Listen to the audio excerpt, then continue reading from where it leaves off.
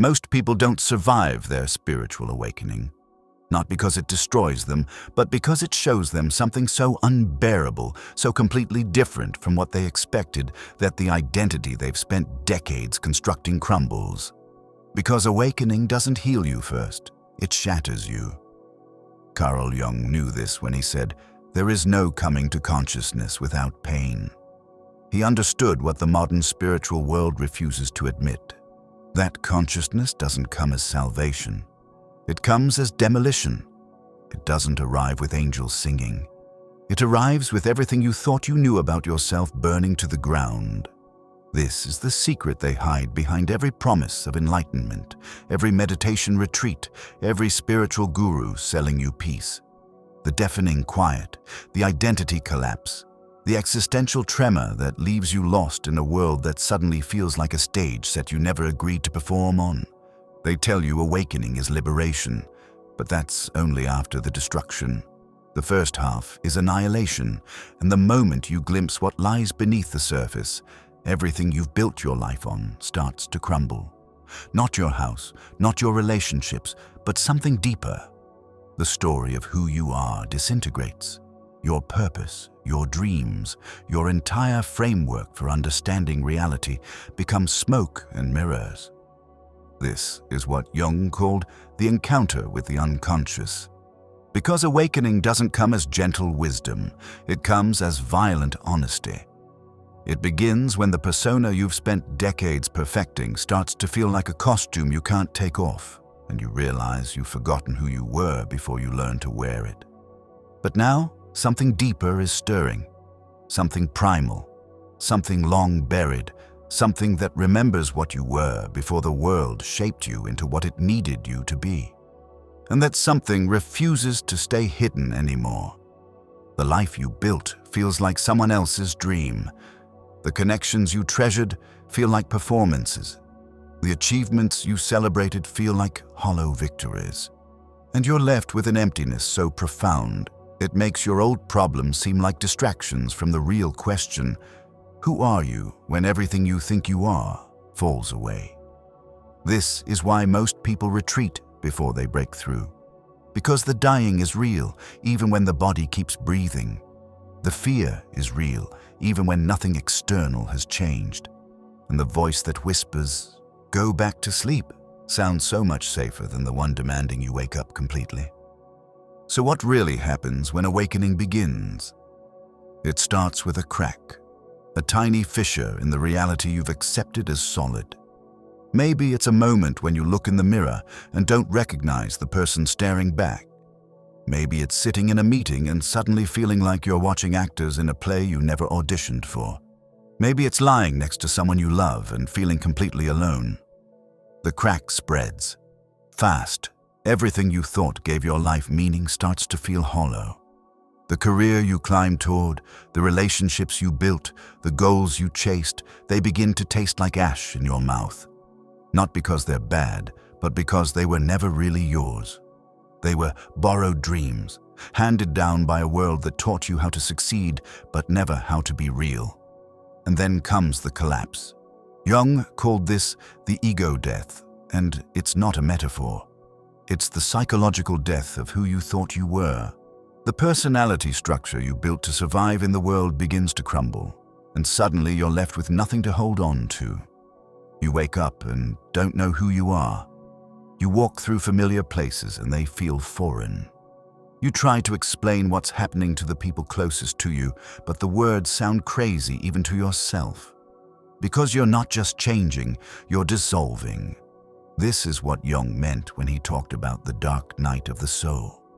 It's not depression, though it feels like it. It's not madness, though it looks like it. It's the space between selves, the void where the old you dies and the new you hasn't yet been born. And in that void, most people panic. They try to rebuild the old identity faster than it can crumble. They numb the pain with work, with relationships, with anything that makes them feel solid again. Because sitting in the emptiness, sitting with the not knowing, feels like dying. But that's exactly what's supposed to happen. Just when you think the collapse is the worst part, something else emerges from the wreckage. Jung called it the shadow, and it's been waiting for this moment your entire life. The shadow is everything you've rejected about yourself. Every emotion you were taught was bad, every impulse you learned to hide, every part of you that didn't fit the image of who you thought you should be. It's your rage, your selfishness, your neediness, your manipulation, your fear. And now, with your defenses down, it rises to the surface like a scream from the deep. You start seeing your shadow everywhere, in the way you snap at people you love, in the jealousy that burns when others succeed, in the way you sabotage what you most want just as it's within reach, in the patterns you swore you'd never repeat but find yourself living out anyway. This is the part that breaks most people. Because the shadow doesn't speak kindly. It doesn't show up as gentle insight. It shows up as triggers, as projections, as the parts of yourself you've spent a lifetime trying to escape. You realize you're not as evolved as you thought. You're not as kind, as patient, as spiritually advanced as your image required. And that realization feels like falling off a cliff. But here's what Jung knew that most don't. The shadow isn't your enemy. It's your teacher. Every trigger is information. Every projection is a mirror. Every uncomfortable emotion is a messenger carrying a piece of your wholeness. The goal isn't to eliminate the shadow. You can't. The goal is integration, to invite these rejected parts back to the table. To say to your anger, you're welcome here. To say to your fear, you belong too. To say to your neediness, you're not a mistake. Because until you do, you'll stay trapped in the cycle. Fighting parts of yourself, spiritually bypassing your pain, performing awakening instead of living it. And the shadow can sense performance from a mile away. So now, you're here. In the space Jung called the liminal threshold, the place between who you were and who you're becoming. And it's terrifying. You can't go back to the old life because it feels like wearing clothes that no longer fit, but you can't move forward because you don't know who you're becoming. You're suspended in the void, and the void doesn't give answers. It only asks you to wait. This is where most people make the fatal mistake. They try to fill the void before it's done with them. They rush into new relationships, new careers, new spiritual practices, anything to avoid sitting with the not knowing. But the void isn't empty. It's pregnant. It's the cocoon where transformation happens. And if you rush the process, if you try to emerge before the work is complete, you'll stay half-formed forever. Jung understood this. He knew that some seasons of life are for doing and others are for being. And this is your season for being, for listening, for allowing something deeper than your conscious mind to reshape you from the inside out. The void asks you to feel without fixing, to hurt without healing, to be lost without finding. It asks you to trust that not knowing is its own kind of knowledge and that emptiness is its own kind of fullness.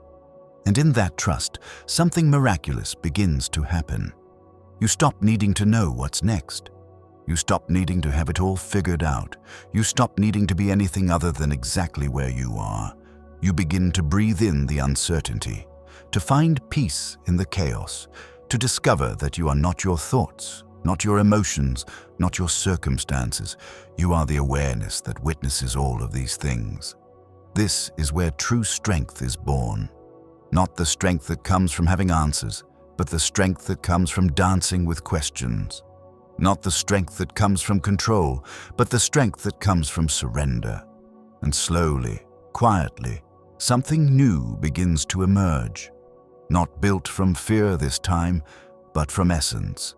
Not constructed from what others expect, but from what your soul remembers. What emerges from the void isn't who you expected to become. It's who you always were, before the world taught you to be someone else. You don't wake up suddenly enlightened, floating above human experience. You wake up more human, more real, more willing to be exactly who you are without apology. The difference is profound. You're no longer performing spirituality. You're living it. You're no longer chasing awakening. You are awakened, not as a state you achieved, but as a truth you remembered. Your life becomes quieter, but deeper. You stop explaining yourself to people who never really listened. You stop apologizing for taking up space. You stop betraying your inner knowing just to keep the peace. And something unexpected happens. The people who couldn't handle your authenticity begin to fade from your life, not through conflict, but through natural selection. Your frequency no longer matches theirs, and that's okay. What remains are the connections that can meet you in your truth. Relationships built on presence, not performance. Love that sees your wholeness, not just your highlights. You begin to trust your inner voice above external authority. You begin to value your peace above others' approval. You begin to choose your truth over their comfort.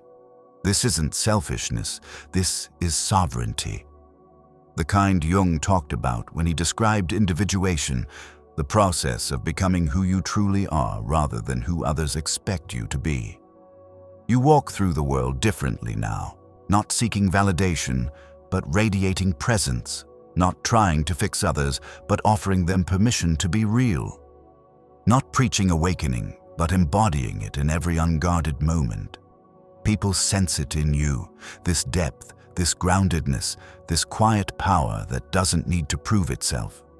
Some will be drawn to it like moths to flame. Others will feel threatened by it because your authenticity reveals their performance. Both reactions tell you everything you need to know. You've become what Jung called a wounded healer, someone who has touched their own darkness and didn't run. Someone who has faced their shadow and found integration. Someone who has died to illusion and been reborn in truth. And now, your very existence becomes medicine. Not because you're perfect, but because you're real. Not because you have all the answers, but because you've learned to live the questions. You understand now why most people don't survive their spiritual awakening. It's not because they lack courage.